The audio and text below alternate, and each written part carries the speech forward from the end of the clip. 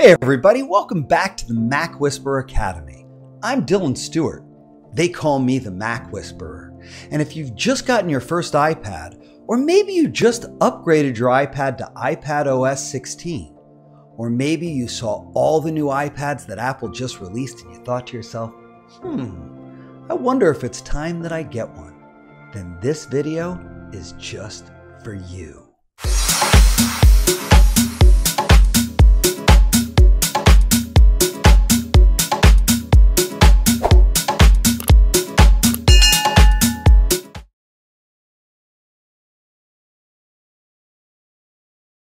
Even though the iPad's been around for more than 10 years, it seems to just be hitting its stride. With the iPadOS 16 upgrade, we finally got true multitasking in the form of Stage Manager, which we'll talk about later on in this video. And there are a ton of other new features and functions, but the reality is most people don't even know the basics of their iPad. In this video, I'm going to walk you through some of the best gestures, some tricks around your keyboard, how to set up your home screen in a perfect way, how to properly use the dock, how to manage multitasking with Windows, and a few secrets. Make sure you stay until the end where I'll reveal the best trick I know about the iPad and the Apple Pencil. With that being said, let's jump right into things and get started.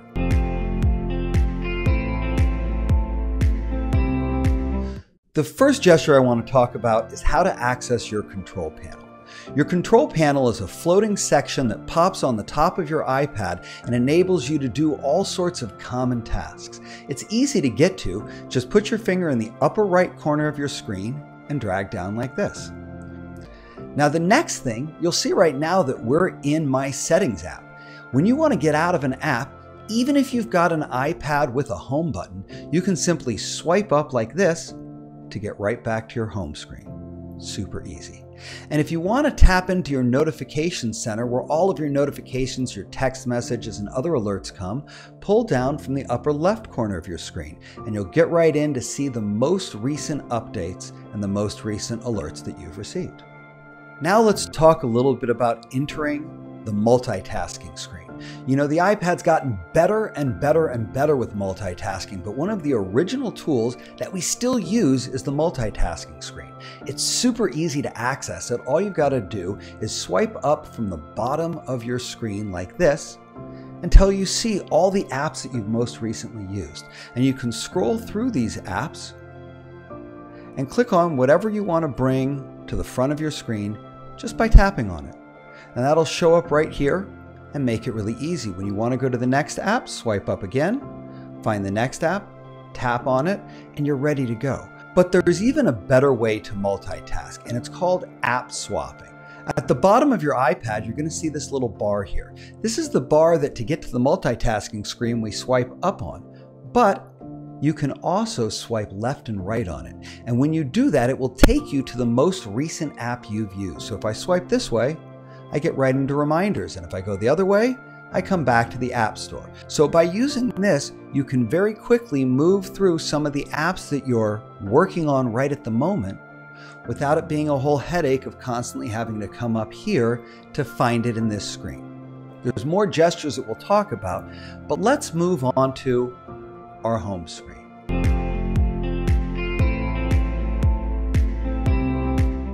It used to be that every single app that you downloaded onto your devices had to be on one of your screens for you to use it.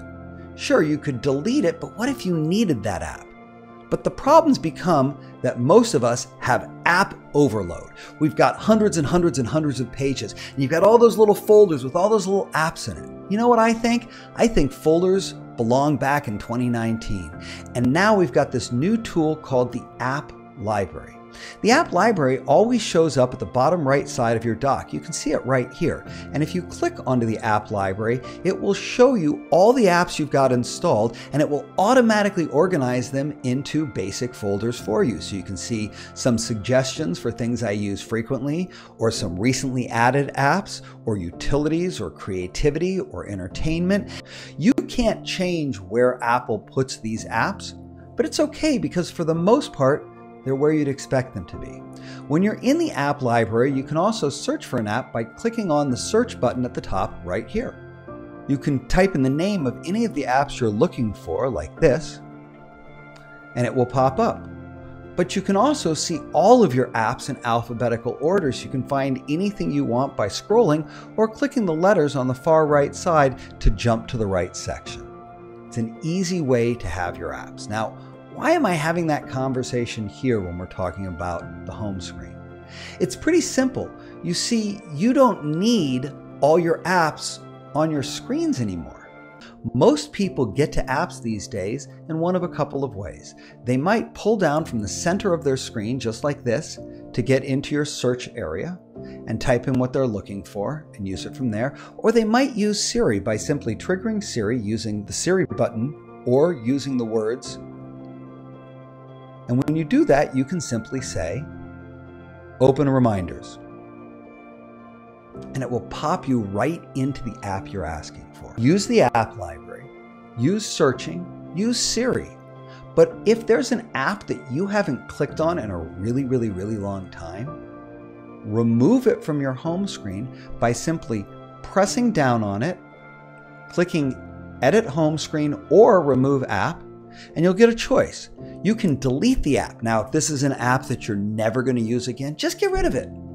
No harm, no foul. You can always download it again later. But if it's an app that you use occasionally or you want to keep installed, click Remove from Home Screen and that app will disappear, but it will still be available in the app library. Now, one of the other things, and this is just my preference, I've got this nice iPad screen, but the apps are a little bit small for me. I want them a little bit bigger, a little more in my face. It's really easy to do that by going into your settings here and clicking on Home Screen and Multitasking. From Home Screen and Multitasking, you'll see this option at the top to use large app icons. I'm going to go ahead and click that on right there, and you'll immediately see that all of these app icons are significantly larger and easier to see. The downside is you can't have as many apps on a screen at this size. But for me, I'm okay with that because I don't have that many apps all together and I've organized them in a pretty smart way. So let's talk about one of the ways that I organize them. Rather than creating one after another folder to clump my apps together, what I've done is I've put them on separate pages. So as we come over here, here's all my social networking and communication apps that I use on a regular basis. And I've even put a widget to identify this page as my social page. I'll talk to you in a moment about how to create that kind of a widget.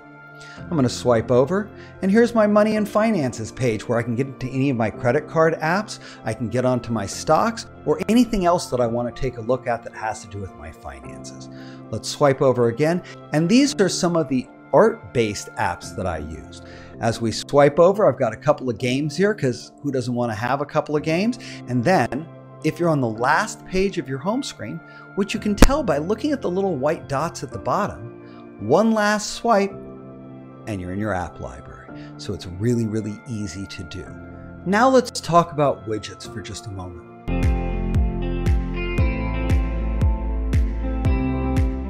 Widgets are these small apps that you can put right onto your home screen, making it super easy to show photos, to get notes, to have news stories, and tons more. It's really easy to add a widget.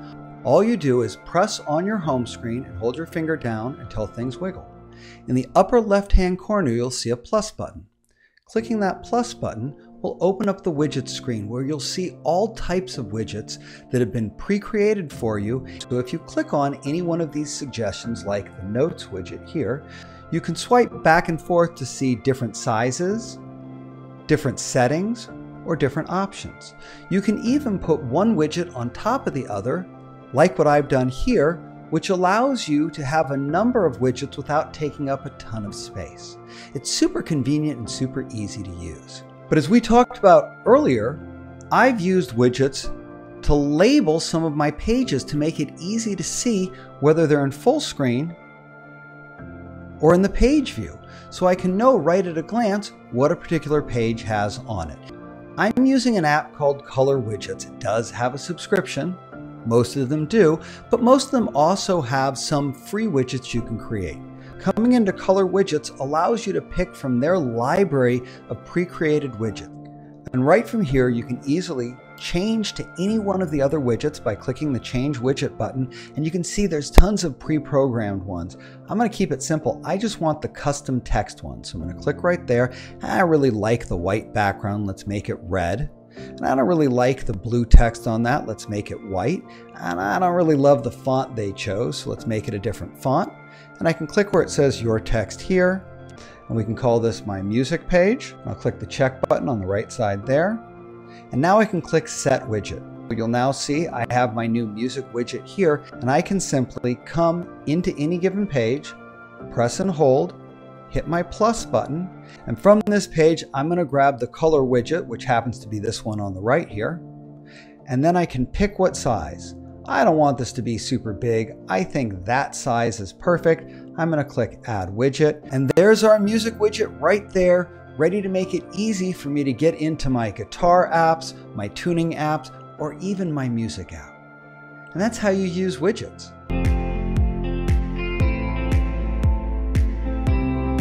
There's another piece that I highly recommend, which is hiding pages that you're not using that often. So right now, I'm not in a heavy games mode, and I'm also not doing a whole lot of art stuff. So what you can do is you can press and hold on the little white dots at the bottom of your iPad screen like this, and immediately enter into the page view, which shows you all of your separate pages. From this view, there's a couple of cool things you can do.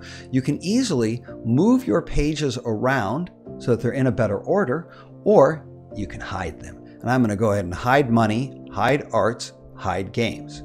That then gives me a much cleaner view on the screen where I've only got 3 pages now. But I'm going to one-up it from here. I'm going to come back over to this page. And on this page, there are a number of apps that are entertainment apps. You can see them here. There's Apple TV and Hulu and Netflix. One of the things people use their iPads for all the time is watching videos. So why not collect all of these together? And here I'm going to give you 2 tips back to back. And they're going to come fast, so you might want to write them down. The first one is, when you are reorganizing your home screen and moving apps around, you don't have to move them one at a time. First, let's talk about how you move them one at a time. To get into edit mode, you can either press and hold on any app and choose Edit Home Screen, and you'll see everything wiggle. Or you can just press and hold on an app and start to move it like this. And that automatically forces it into edit mode. Once you've got an app, you can move it over to other pages, you can position it wherever you want it to be. But one of the great unknown tricks of the latest version of iPadOS and iPhoneOS is the ability to move multiple apps at the same time. This is a super helpful thing, and we're going to use it to create a folder. I know I said don't use folders, but this is an exception. We're going to use it to create a folder of all of my entertainment apps. I'm going to start by pressing and holding on the YouTube app here and moving it just like that. Now, in order to move multiple apps, you're going to need your other hand. So while one hand is holding the first app, use the second hand to tap each additional app and stack them up like this. Now in this case, I don't want to grab all of them because I want to create a folder. So I've grabbed 8 of them. I'm going to drag those 8. I'm going to drop it right onto Apple TV here. And we are going to create our entertainment folder, just like that. Tap away from it. Now I've got this entertainment folder. What am I going to do with it? I already said I don't like folders. It's okay. Here's a cool trick. I'm going to put that folder of the entertainment apps I use all the time, and I'm going to press and hold and drag it, and I'm going to drop it right onto the dock right there. Why would I do that? Because now, whatever app I'm using or wherever I am on the iPad, I can simply tap there and get right into watching a video. You can actually watch a video while you're doing 1 or 2 or even 3 other things at the exact same time. It's pretty powerful. Now let's talk about the dock for a moment. The dock is one of the most valuable tools we've got, whether it's on your computer, your iPhone, or your iPad. On the iPad, the dock is a lot more like it is on the computer. It's expandable, so the more things you put into it, the wider it gets. So we can come over here really easily, and I can add my Notability app to it, and I can add my Files app to it, and I can even go ahead and add settings to it. On the right side of the dock, you're going to see some applications that are there because you opened them recently, like my stock app or my reminders app. Whenever you open an app up, it will automatically move to the right side of the dock unless it's already on the dock. So we're going to open up the App Store right here. And you might say to me, Dylan, I can't see the dock right now. And that's one of the other gestures I was going to tell you about. So there's a way, no matter what app you're in, to access the dock. And it's done by swiping from the bottom of your iPad. But it's not a half swipe, which gets you to the multitasking screen. And it's not a full swipe, which gets you to your home screen. It's like a quarter swipe, just like that.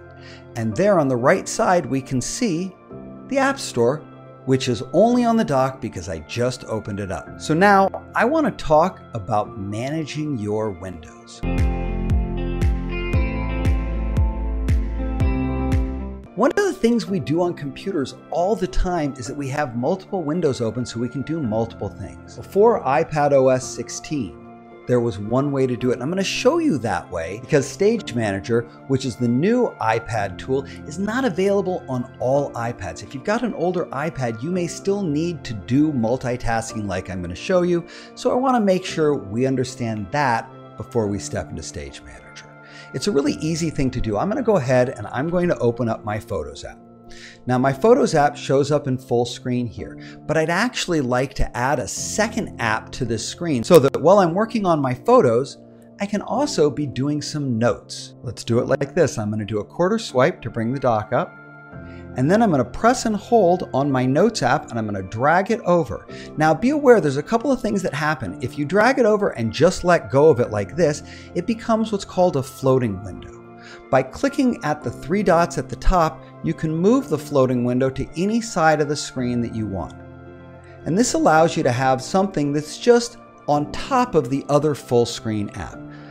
But that's not what I want to do here. So I'm going to remove it by tapping on the three dots here and just clicking the close button. The other way to open it is called split view. So I'm going to do my little quarter swipe for the dock. We're going to press and hold on Notes and I'm going to drag it, but I'm not going to drop it. I'm going to go all the way to the far right side. And when I go there, notice that it made room for it. As soon as I got over there, it was like, hey, you want to share my screen. And I'm going to let go. And now I've got Notes on the right, Photos on the left, and everything can be used at the same time. I can scroll through my photos if I want to.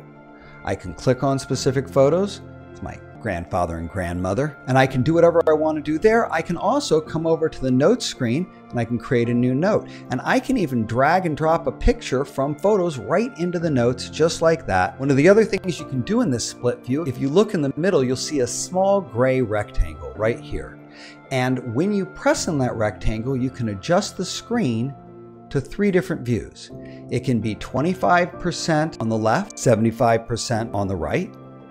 It can be 50-50, or it can be 75% on the left and 25% on the right. But the good news is that the apps adjust to the space they're given and still allow you to have many of the same tools, even though it's only using a small percentage of your screen. But the really cool thing is even though you have two apps open, you can still open a floating window, which can be great if you want to play a little music while you're doing your photo work and your notes. So I'm going to press and hold on music and I'm going to pull it up. Now be careful.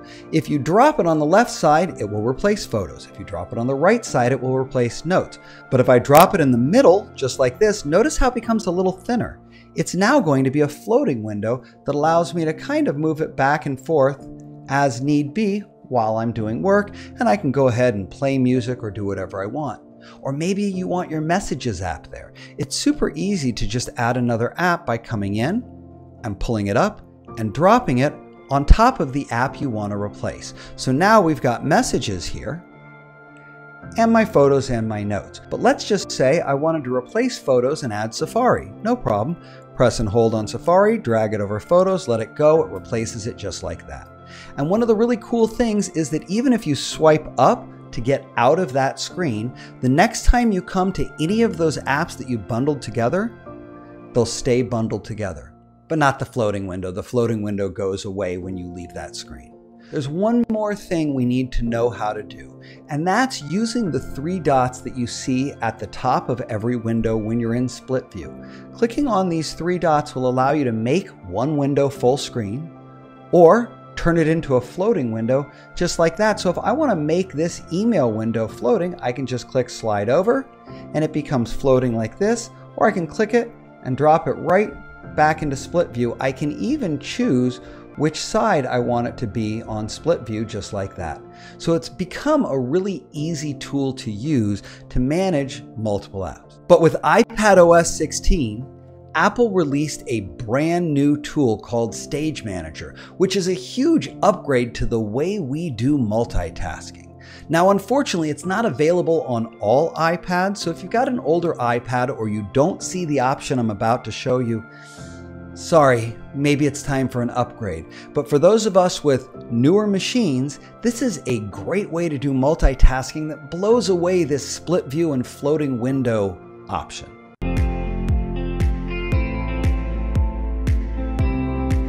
Now, the way to get into Stage Manager is super simple. So first off, I'm just going to get onto my home screen and I'm going to pull down from the upper right corner to access my control panel. And right from there at the bottom of the screen, you're going to see this icon. This is Stage Manager. And by clicking on it, you turn it on just like that. So what is Stage Manager? Well, for those of us that multitask on the computer, Stage Manager is going to feel like an old friend finally getting over to the iPad. It's the ability to stack windows on top of each other so that you can do multiple things at a time without having to use the app swapping, without having to use the multitasking window, without having to go to the home screen and find the next thing you want to do. So now that we've turned Stage Manager on, let's start to play around with it a little bit.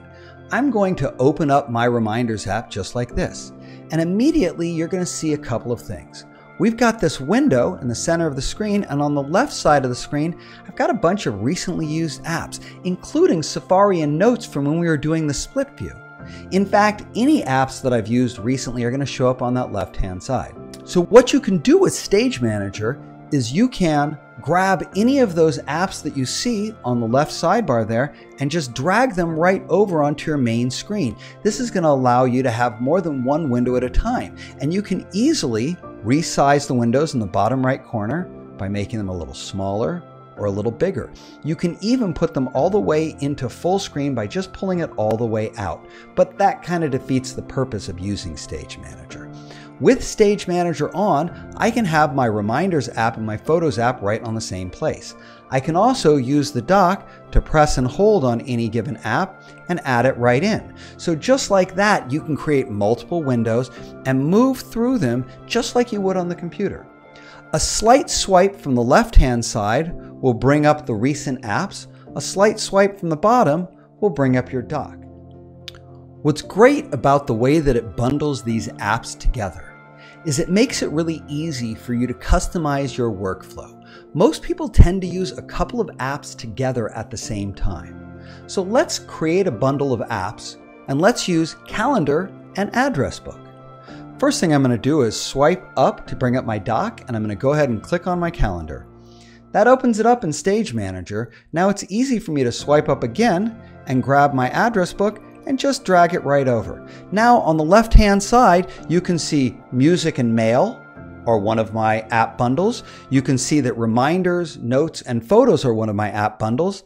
And now, so is Calendar and Contacts. I'm going to click on Safari to bring that up, and we can see on the left-hand side app bundles that I use all the time to make it easy to listen to music and check my email, do a little photo work with some reminders and also taking some notes, or look at my calendar and have my address book right there front and center. Just like with the split view, there are three dots over each of these windows. Clicking those three dots will allow you to zoom into full screen, to minimize it, which gets it back in your dock, to close it all together, or to add another window. And I can click that, find the other window I want to add, and it will just join the bundle just like that. Super easy to do, and for sure one of my favorite functions of iPadOS 16.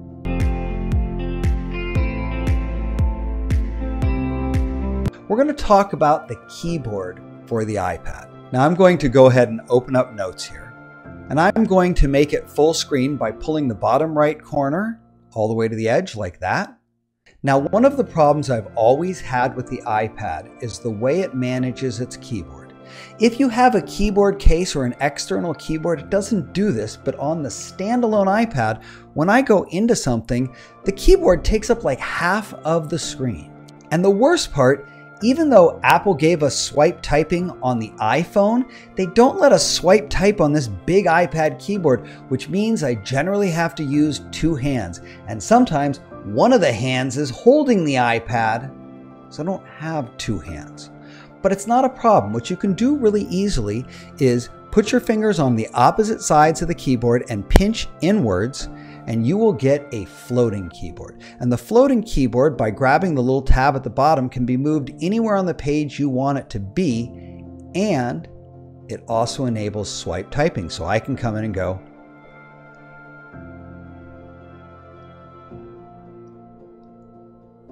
just like that. And now I don't have to worry about the keyboard taking over everything. One of the other things you can do with the keyboard, and this is both on the floating keyboard and the full-size keyboard, if you press and hold on the space bar, you can move your cursor wherever you want it to be so that you can pinpoint what you're trying to correct in the text easily without having to delete a ton of stuff or randomly stabbing at the page trying to get your cursor to the right spot. But there's one more really cool thing about the iPad keyboard that most people don't know and aren't using. And that's the ability to swipe down on any key on the keyboard to pull up the numbers or the symbols. So if I want to put in the year this picture was taken, and let's guess that it was 1936, I can just swipe down 1, 9, 3, 6. You can do that with any of these symbols you see above the standard letters. This makes it so easy to get to those numbers or those symbols without having to make yourself crazy. So those are some of my best iPad tips, but I promised you one more. And this one more involves the Apple Pencil. Have you ever wanted to quickly take a screenshot of something on your iPad? Yes, I know we can pinch the buttons to screenshot, but there's an easier way with the Apple Pencil, and it works like this. Simply take your pencil and put it in the lower left-hand corner of your iPad screen and swipe diagonally towards the center. It will immediately take a screenshot, and it will open up the Apple Pencil markup tools so that you can come in and quickly mark up any document that you want. And right from there, you can click the share button in the upper right corner, or delete it if you don't need it anymore. But it's a really easy way to take a screenshot. But there's one more trick about screenshots on the iPad that I'll bet you didn't know. Have you ever been on a website like this and you wanted to capture this entire recipe, but it's a whole lot of scrolling? Yes, I can screenshot and then screenshot and then screenshot, but what I really want is one screenshot with all of it. And it's easy to do. Take your pencil and do that same screenshot maneuver from the lower left-hand corner towards the center like this. But there's a great trick that happens here. When you're in Safari, at the top of the screen, you'll see an option to take a screenshot of the screen, which is what we've got here, or a screenshot of the full page. And now I've got this whole recipe ready to be saved, ready to be shared, ready to be printed. Anything I want to do. And I've still got my markup tools, so if I want to circle some part of it or make sure that I know one of the ingredients that I need, it's easy for me to do that across the entire screenshot. Just walk your way right through it, anything you need to underline, and then when you're done, click the Done button in the upper left-hand corner. You'll be prompted to save it to your photos, to save it as a PDF, to copy and delete it, or just to delete it altogether. I don't need this screenshot. I'm going to go ahead and delete it. So those are some of my favorite iPad tips and tricks. If you liked this video and got a lot of value out of it, hit that thumbs up button. It makes it so much easier for other people to find it. And if you haven't subscribed to my channel yet, take a moment right now. Hit that subscribe button and hit that notify bell so that you're always alerted whenever I drop new videos. My name is Dylan Stewart.